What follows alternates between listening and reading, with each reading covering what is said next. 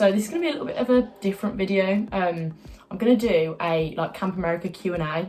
It's coming around to that time where I'm starting all my applications again for next summer. So I thought, why not share a little bit of my experience going to camp and answer some questions. I have just looked at some other people's Q&As that they've done on YouTube and taken some inspo for some question ideas from there. I have actually already filmed this video, and then I was watching it back. I didn't like the whole setup, the whole everything. So I was like, you know what, I'm going to redo it. And I did find some extra questions to add in. So hopefully this time around it goes a little bit better.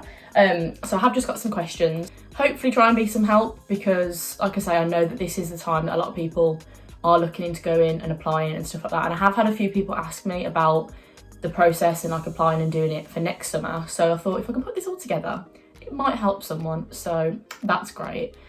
So I might start off and give a little bit of background on my experience that I've already done at camp. So I went to camp my first summer in 2018 when I was 19. Went completely on my own, didn't know a single person. My mum flew out to America with me, and then she just put me on a bus and I went to camp by myself, like I say, not knowing a single person, had no idea what I was doing. I spent the whole time crying on the bus. I was like, what am I doing? Is this the wrong thing? And then as soon as I got there, it was obviously all amazing anyway. Everyone's in the same boat, so the feeling you feel going for the first time is completely normal, because you then realise that everyone else is feeling that way as well. And to be honest, everyone is so incredibly welcoming, other staff members, head staff, everyone. It is just like a big family. It is a bit cheesy, but it is. So yeah, went in 2018, was just planning on doing the 1 year, and then all of a sudden applications for 2019 were coming around. I was like, oh, you know what? I could definitely do another summer. So went again. My brother came with me, and so did one of my friends from home. The second summer was actually loads better for me. I think because I'm a little bit of a control freak, I like knowing what's going to happen, and I like having knowledge about what I'm doing a second time round, if that makes sense. So loved my second summer, and then it actually sparked a trip to Australia. So a load of people I met at camp my second year, we all ended up moving to Australia. So it does open up so many doors, and you meet so many incredible people anyway. So yeah, and then my plan was to go back for 2020, obviously couldn't. My plan was to then go back for 2021, which we couldn't then get visas. The embassy didn't open, so no one could go back in 2021. So here we are, making a video to hopefully be getting there for 2022. So all my application has gone through at the moment. I've started doing all my police checks and things, and then my next step should just then be going to the embassy and doing my visa. But I'll touch on all that when I answer the questions on appointments and actually getting your visa and getting things sorted anyway. So yeah, that's a little bit of my backstory. I worked as a gymnastics counsellor, because that's what I do as my job anyway. Next summer I'm actually going to be the director of gymnastics, which is very exciting. I had the youngest girls my first summer, so they were the freshman girls. They were 7 and 8 years old. And I loved the fact that they'd never been to camp either, and neither had I. So we were all kind of doing it for the first time together. Then had the same girls my second summer going back, and then we'll have them next year. But they'll be juniors next year, which is, I think 11 and 12. I can't remember the exact ages. I think it's around that. So obviously I haven't seen them for what will be 3 years. So I'm so excited to see all of them. But yeah, that's a little bit of info on my time at camp. I will just go into some of the questions now. So the first question is, why did you go to Camp America? Why did you do it? So my mum was actually a massive influence as to why I went to camp. She's also a gymnastics coach, so something that she always wished that she'd done. I remember when I was around 18, 19, she's like, why didn't you have a look into it? And a family friend of ours actually had been to the camp that I ended up going to. So it was nice having someone to talk to, and they could give me a load of info about that camp anyway. And they really sold it, to be honest, because just seeing the photos of this place, I was like, wow, it was just incredible. So yeah, my mum was a big influence on why I did camps. Like I say, she wished she did it. And that was just a big thing, oh, you know what, I really want to do it. And honestly, it was the best thing I've ever done. So if anyone's sat a little bit on the fence, not knowing if they want to do it or not, all I can say is go for it, because you'll make so many incredible new friends, so many amazing memories, and like I say, it opens up so many doors, because all of the places I've been and travelled to after, and all the friends that I've made wouldn't have ever come about if I hadn't have gone. So definitely do it. If you're questioning it, just go for it, because at the end of the day, you've got nothing to lose. Right, next question is, how did you find going on your own? So obviously I mentioned that my mum flew over to New York with me. We had a little bit of a holiday, and then she literally just put me on a bus from New York to Honesdale, which is like a little town in Pennsylvania.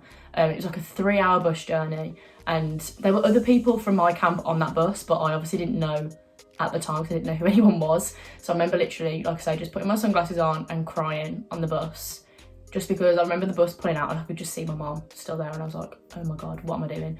But yeah, so I found it quite hard on my own to start with, but then as we started getting closer to camp, someone then announced like, oh, like who's with this camp, and then I knew that there was a load of us on there anyway, so that put me at a little bit at ease. But most of the time you would organise and go out with people. I know for my second year, loads of new staff, they'd had like a group chat, and if anyone was flying out on the same day, and it just makes it a little bit easier knowing that you've got someone there with you to do it all with. But yeah, so as soon as I got there, it was absolutely fine. You get put into like little groups as soon as you got there, to like spend a few nights to get to know each other. Then you'll get split up into kind of like groups that would like your orientation groups, so that you'd do like group activities and learn, like do training with and stuff. But yeah, it's absolutely fine as soon as you get there. It's just the journey that I would just overthink anyway. So I was just sat there, I was like, oh my God, what am I doing? But anyway, it was all fine, it was all amazing, and within literally like an hour of being there, you feel very comfortable and very at home anyway. So right, next question is, which agency did you use? There's actually so many agencies, and I didn't realise this. I literally just thought that the only agency you could use is Camp America, because obviously you think, oh, I'm going to do Camp America, you think that's who you have to go with. And I actually find that Camp America take a lot more of your salary off you than most other agencies do. Obviously the more years you go back and you use Camp America, the less fees they take. But for a first timer, I personally would recommend, there's loads of other agencies. I went with one called BUNAC, there's one called IENA, Camp Leaders, there's another one, I can't remember. I'm going to leave some links of the agencies down below though, so you can just have a look at which one would suit you better. BUNAC was brilliant for me because I knew I'd already got my place at the camp I went to. So I went to a camp called Tyler Hill, like I say, it was in Pennsylvania. And because my family friend had already been there, I literally just sent in an application direct to them saying that I knew someone that had already been, and that obviously helps the application anyway because they like knowing that someone knows you. But if you weren't to have known what camp to go to, you can literally just go. They do like loads of camp fairs. Like you'd go to like a bit, like kind of like a few from Birmingham, you know, the NEC, and they'd kind of just like have loads of stands set up with different camps that would go and like their representatives. And if you're like, oh, I like the look of that camp, you'd go and have a chat with the director and stuff like that. But BUNAC was brilliant for me because kind of like I say, I did most of my placement anyway. But that was the only thing I struggled with. Like you pay, I think I paid about £299, I think it is, to actually get your placement. And obviously you can't go to camp without one of these agencies because they help you get your visa. But I struggled. I was like, why am I paying all this money when I've got my placement myself? And that is the only reason, because you have to have like an agency sponsor to help you get your visa. We'll leave some of the links down below for a load of different agencies and things for you to look into, because like I say, Camp America is the one that you think you have to go with, because like I say, it was the only one I knew even existed until I looked around and I spoke to other people. So yeah, I'll leave some links below. But yeah, BUNAC was really good. And like I say, the more, if you're planning on multiple trips to camp, your payments get less and they don't take as many fees from you, from your actual salary. So for me, it's brilliant because by the time I'm going next year, I don't have like any deductions from my salary at all anyway. Next question is, how is the application process? I found the application process really smooth. Obviously you do an application with whichever agency you go to, then they'll invite you to an interview. I think I had to go to Manchester for mine because at the time there wasn't an office in Birmingham, and it's a very casual interview. It's just more about them seeing what you can offer, if you'd specialise in something, what your role would be at camp. So it is just more of like a casual chat when you go for the interview, to be fair. The application, like I say, is done online. And then for me, because I applied direct to my camp, I just did another application to them, which was very similar to the one that I'd done for my agency anyway. Not sure if you would then have to do, like I say, I don't know the process if you were to not know what camp you were going to before. Like I say, you'd go to most of the fairs and then you could, like, you just look around, like research different camps if you know an area you want to be going to. It's quite easy to find things like that. But yeah, application was really smooth. You then have to do like a police check, which I've literally just done mine. And that's just to check, obviously, you have no like criminal conviction, and then you'll get a certificate sent back, and you just then upload that to your application so they can see that you're all good to go. And then the next one is the visa. The visa application is a little bit longer, a little bit more in depth, but that's for you to obviously get a visa to be able to work in America. And then you'll set like an appointment date, and you have to actually travel to the embassy. Most people go to the one in London. There is another one, but I can't remember where it is. I don't know if it's up in Scotland or might be Belfast actually. Can't remember. But yeah, the main one that people go to is the London embassy anyway. Yeah, I think I've got a question about the visa process anyway, so I'll touch more on that after. Yeah, so the next question actually is, what is the interview like? And I've already said it is just quite a casual interview. It's more just to find out about you, if you've got any experience with kids, if there's a special area you'd want to work in, just so then they can match you better, because obviously certain camps don't offer everything. So say if you specialise in something quite rare and a bit unique, it might be that you can only go to certain camps to do it, compared to like say if you were a lifeguard, like obviously every camp is going to need a lifeguard that has a pool. So it's just kind of like a chat, get to know you. It is very casual, not too long either. I think mine was only probably 20 minutes, and they're just making notes on their system anyway to see what would suit you. So yeah, the next question is visa process. So like I say, once you've done all your application online, you'll select a time slot to travel to London. You have to take all your documents, your passport, everything. If you have an appointment early in the morning, you're not going to be in there for anywhere near as long. I think you had an appointment at like 2 or 3 o'clock, and I was in there for hours. I think I was in there for about 2 or 3 hours. And the actual time itself, the actual appointment isn't long, it's just the waiting, because so many people there are doing the exact same thing. So you literally go in to take all your documents, stuff like that, and then you would leave your passport there, and now you'll get it back either in the post or you go and collect it, and it's got your visa already in it. So it is a really straightforward process. It's just you're in there for a long time if you've got a later appointment in the day. So this year I'm going to try and get an early appointment, because you're literally in and out. If you can get one of the first appointments, you'll be in there for like 20 minutes. So that's my aim for this year. But yeah, really straightforward, the visa process. And then the visa obviously that you get in your passport is what you would show when you get to the border in America anyway, and they would know, right, you're working here, you're here for this long, whatever. So yeah, next question is, how does time off work at camp? And this one's actually quite hard, because obviously it varies. I can only go off what my camp was like. So you get 4 nights off a week, and then you get 1 full day off a week. So my day off was a Wednesday, and we'd also have the Tuesday night off. So about 9:30 you'd be able to sign out. A load of us, there'd be like 30-40 of us that would get together. We'd get in, whoever's got cars, go wherever, and just go out for the night, and then you'd have all day off on the Wednesday. There's loads for you to do there. Like one day we went off, like we literally just went into New York for the day, stayed the night, and then had all day, and then had to come back for camp for like midnight. So you do actually get a lot of time off, and the weeks go so fast that you realise you're planning your next day off as soon as you feel like the other one's gone anyway. So time goes so fast at camp. But yeah, there's loads for you to do. Like you obviously don't have, you can spend your night off just like chilling. It just means that you're off, like you're not having to look after your kids, like you're not on duty. But yeah, most of the time we just go to the bar, go for some food, cinema. There's like Honesdale, the little town that was by my camp. There's actually loads for us to do, and camp do run a bus to and from certain places, because obviously not everyone has got cars there and can get a lift. So yeah, time off is actually really good. I'm so excited to have some time off at camp again, because some of the days out that we plan are just so fun. Next question is, what is the pay like? And again, this will completely vary between different camps, and it will vary depending on what you do. So I think my first summer, my salary was maybe around $2,200, I think it was. And obviously you don't pay for any of your accommodation, you don't pay for any of your food while you're there, that's all included. And then obviously like your agency take off a few fees for your first year. Anyway, I don't actually know what those fees are for, because obviously you paid your fees beforehand, but don't really know. And then, like I say, it will go up each year, they try and invite you back. So pay can really vary, but in the main, a lot of the time you're going for the experience as well, and the money you earn while you're there, most people spend when they travel after. because on the visa that you get 4 weeks to travel the States after you finished at camp. So 'cause most people will just use that money that they've earned to go on big like road trip, like traveling things. So pay will vary, depends what you do. Like obviously as you work your way up, like next year I'm going to be director of gymnastics instead of just a gymnastics counsellor. So my pay would be more than what it was before.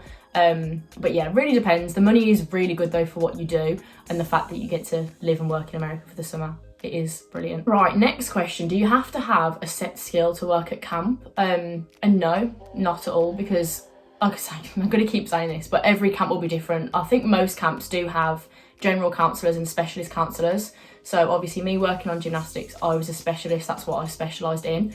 So that meant that I'd stay with my kid, like my group of girls that I had, I'd stay with them. Obviously we'd all like get up together, we'd get ready, go for breakfast, and then it's like I would leave for work for the day. So I'd go down to gymnastics for the day, and I'd have loads of different groups of kids come to me and I would teach them gymnastics, whereas the general counsellor would stay with that group of kids all day and they would go around all the different activities with them. So I really like the fact that I got to see everyone from camp come down to gymnastics. Obviously some people like being able to stay with their group of kids the whole time. I did that most days when I could anyway. Like if we got time off, I'd go back and spend the time with my girls anyway. I don't have to have a specialised skill at all, because you can just be a general counsellor. And even just having an interest in something, there's only certain things that they would really want for you to have a qualification, like say something like gymnastics that would be quite hard to teach if you had no experience doing it anyway. But if you had a passion for like arts and crafts or something like that, it's quite easy for you to learn that as you go anyway. So you don't have to have something that you specialise in. You don't have to have anything that you've got a qualification. Obviously qualifications always help, but it's not the end of the day if you don't at all. There's so many different things you can do at camp without having like knowledge of things before. And the next one is you have to have experience with kids. So obviously this is beneficial, like it would help you and everyone else having that experience with kids, just because that is what you do, that is your job technically that you do for the whole summer. But it's not essential, because I know that obviously you can go as young as 18, and most people at 18, having just finished school and either in their first year of uni, wouldn't have the chance to have that sort of experience. So even if you're working towards wanting to do that, again, you have a passion that you want to work with kids, it's definitely something that they're not going to turn it down. Like I say, it's always going to work in your favour having experience and qualifications, but it's really not the end of the world if you haven't. If you can show that's what you really want to do and that's either a job that you're working towards, then definitely. So next question is what would a standard day at camp look like? And this is something that I really wanted to try and find out before I went, because I couldn't picture in my head how camp was going to be at all. Even after talking to my friend that had been, I still couldn't get my head around how the whole thing would go. But literally a standard day would be that you wake up at around, this is testing me now considering I haven't been in so long, 7:30. Some days you'd have like lazy days, so you get to sleep in late and stuff like that. But I'm sure it's around like 7:15, 7:30 that you'd normally wake up. Reveille would go off, which is like I don't know how to describe it, the sound that you always hear at like American summer camps, that they'd blow over like the speaker system thing, and then that would wake everyone up, and then you'd all go to line up like round the flag, and they'd raise the flag. They'd do like any morning announcements if there's anything happening that day, any birthdays, they'd announce all that, and then you'd go back to your bunk, get everyone ready, and then go over to breakfast. Breakfast would probably only be in breakfast for 20-25 minutes, because I had the younger girls, they obviously always went in first, so we were always in and out with breakfast and any meal, to be honest. Then you'd go back, actually to be fair, I think did you go to breakfast in your pyjamas already? I feel like we did. We went from line up to breakfast, and then we'd go back and get ready for the day, and then that's when me and any other specialist counsellors would go to their specialist areas, and then the general counsellors would have stayed with our girls throughout the day. And then we have 6 periods, I think it is, so I'd have 6 different groups of kids come down. I think they're about 50 minutes each. I think they're about 50 minutes long. Then I think it's after, this is really testing me now, after about 3 periods you'd then have lunch, then you'd have another period, then you'd have a little break, then there'd be the last 2 periods of the day, pretty sure. Then you'd have Then you go back to your bunk, get ready for dinner. All of you'd go to dinner. Again, I think you'd have another lineup where they'd bring the flag down. Then obviously going to dinner. Then you normally have like an evening activity, which could be anything. Sometimes it could be like a film in the movie theatre. It could be like a sporting kind of thing. Then they'd have canteen, which is just like, it's so hard to describe these things to someone that's never gonna have experienced it or know what it means. It's just basically where the kids would go. There'd be like different divisions there at a time, just kind of like a social thing. They'd be able to go and get like some chocolate, some sweets, like a drink or something. And it was just, like I said, more of like a social thing. It was their time to just kind of like chill out, chat with friends, and stuff like that. And then by about, can't even think what time they'd go to bed, because they were quite young at the time. It was quite early. I'd say maybe like 9 o'clock-ish. Yeah, around 9 o'clock I'd say, because then if you had the night off, you'd be leaving at like 9:30. But yeah, so say if it was a day that you did have a night off, you put your kids to bed. If you've got older kids, obviously, they do most of this on their own. They don't need as much of the attention that the younger ones do, obviously getting them ready, helping with meals and stuff like that. But yeah, if you were having a night off, you'd then have put the kids to bed, you'd be able to get ready for your night off, and then you would just go at 9:30. You get the bus to wherever you were going, and then you'd have, I think it was like 3 or 4 hours off, and then you'd have to be back for just after midnight, I think it was. Then you'd sign back in, you'd go to bed, and then you do it all again the next day. So obviously I can't explain it as well as I'd like to. I might try and like insert some pictures and stuff, or leave some links for some videos that my camp have done, or found out more about camp, because it was such a surprise going, because it is a completely different culture. It's just times 1,000 when you get there. But no, it is amazing, and like I say, I hope this video has helped. If there's someone that is thinking of going and they kind of watch this, just have a little bit more of an insight onto how it is. Because I remember when I first went, I tried to find loads of YouTube videos on loads of like Camp America Q&As, like what to take, what to pack, that kind of thing. I do want to do like a series of these kind of videos. So if you have any more other like Camp America inspired video ideas, I am definitely going to do a packing list, because I need to do that for myself anyway, so why not share with everyone. And then I might do an actual pack with me video when I'm packing all my stuff ready to go. But yeah, like I say, I hope you've enjoyed this. It's been nice just waffling on. But yeah, I hope it has helped someone out there, because I'd like to think that it has, because some of these questions I wouldn't have had a clue before I'd gone. So like I say, I hope it's helped someone out there. And yeah, I am going to put together some ideas for some other Camp America videos. So yeah, thank you very much for watching, and I'll see you in the next video.